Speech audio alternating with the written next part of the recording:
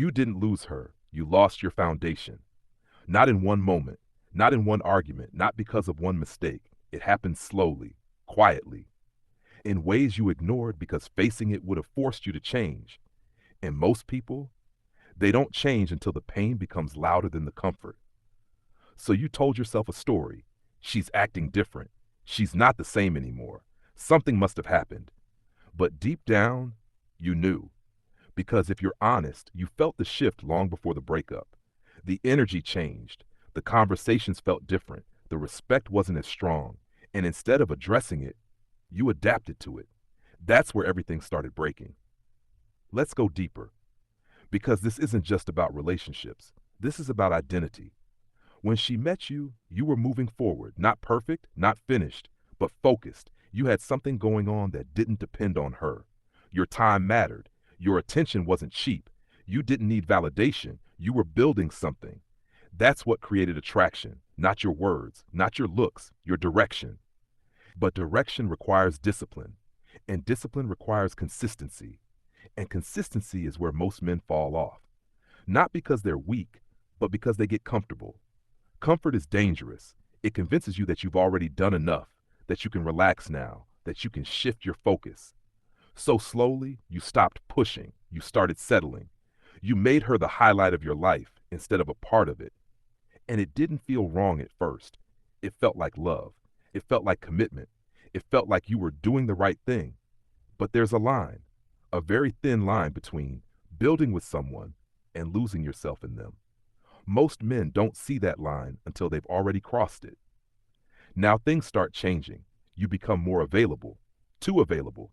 You start replying instantly, canceling plans, rearranging your life around hers, not because she asked you to, but because you're afraid to lose her.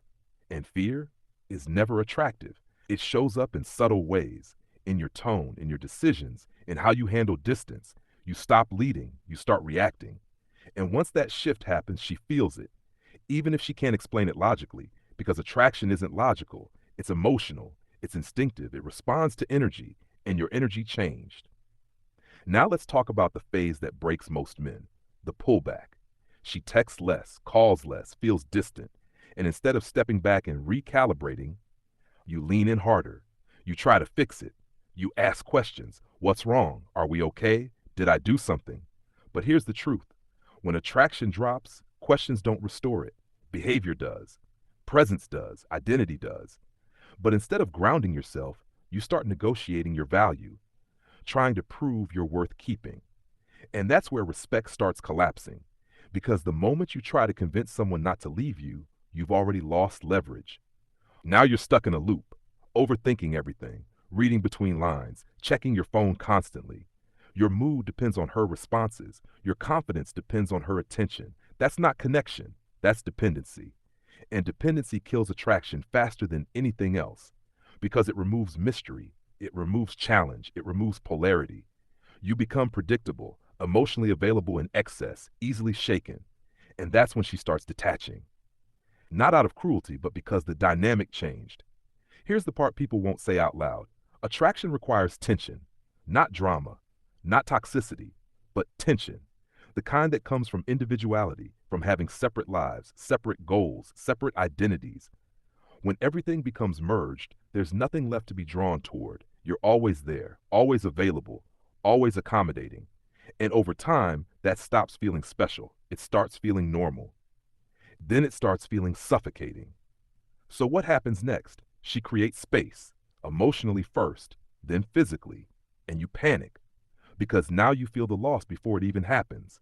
So you double down, more effort, more attention, more trying. But you're trying to fix a problem that effort alone can't solve because the issue isn't how much you care, it's how much of yourself you lost. Let's be clear about something. This isn't about blaming you, and it's not about blaming her. It's about understanding dynamics, because without understanding, you'll repeat this. Different person, same outcome. And you'll keep asking, why does this always happen to me? Until you realize it's not random, it's patterned. Now here's where the shift happens. Not in the relationship, in you. Because once things fall apart, you're forced to face yourself again. No distractions, no emotional crutch, just you. And that's uncomfortable. Because now you see everything clearly. Where you compromised, where you ignored red flags, where you abandoned your own standards, where you chose attachment over alignment. This is the moment that defines you, not the breakup, the response to it. You can either chase what left or rebuild what you lost within yourself. Most men chase. They replay memories. They reach out. They try to fix it. But growth goes the other direction. It pulls inward. It asks harder questions. Why did I lose myself? Why did I make her my center? Why was I afraid to stand alone?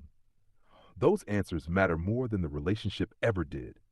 Because when you rebuild correctly, you don't just become better for the next woman. You become solid, unshakable, clear.